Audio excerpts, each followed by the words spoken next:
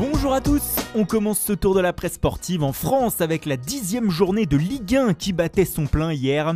En clôture de celle-ci, l'Olympique lyonnais a remporté le derby contre l'AS Saint-Etienne 2-1. Une victoire à l'arraché pour le journal Le Progrès. En effet, les Gaunes ont beaucoup souffert hier face aux Verts et s'en sont remis à un pénalty loupé par Bouanga dans les dernières minutes et à 2 exploits de Tino Kadewere pour remporter cette rencontre.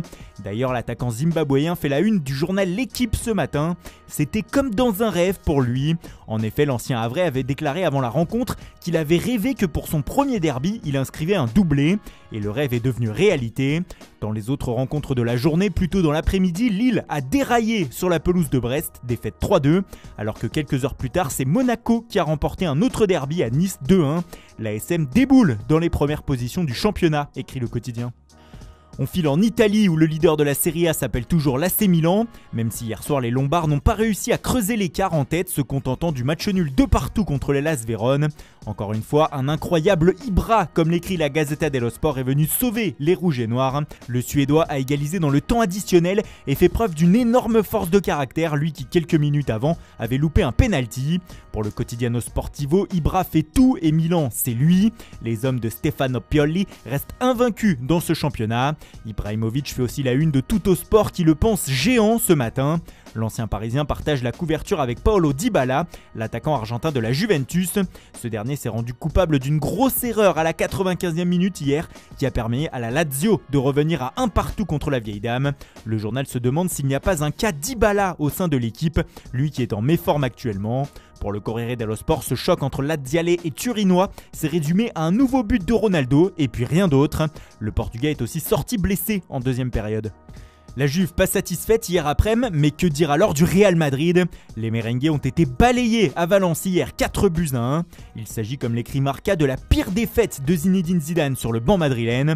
Le Real n'a rien montré hier et a subi la peine maximale pour le quotidien. Avec Ferrar, 3 pénaltys concédés et inscrits par Soler durant cette rencontre. Ce matin, c'est toute la presse espagnole qui se met à l'unisson pour taper sur les champions d'Espagne. Pour As, cette rencontre se résume à de la peine et des pénaltys. Le Real a été désastreux, écrit le média.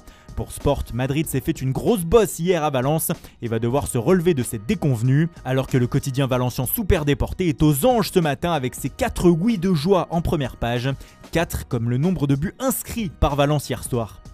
Mundo Deportivo aussi y va de son commentaire assassin ce matin. Pour le journal catalan, le Real a bu la tasse hier à Mestalla. Mais ce qui nous intéresse ici aussi, c'est la grave blessure de Ansu Fati, contractée samedi contre le Betis. Le jeune crack du Barça va se faire opérer du ménisque et le média explique que suivant le type d'opération, il pourrait être absent entre 6 semaines et 5 mois. Cela sera déterminé au moment de l'opération.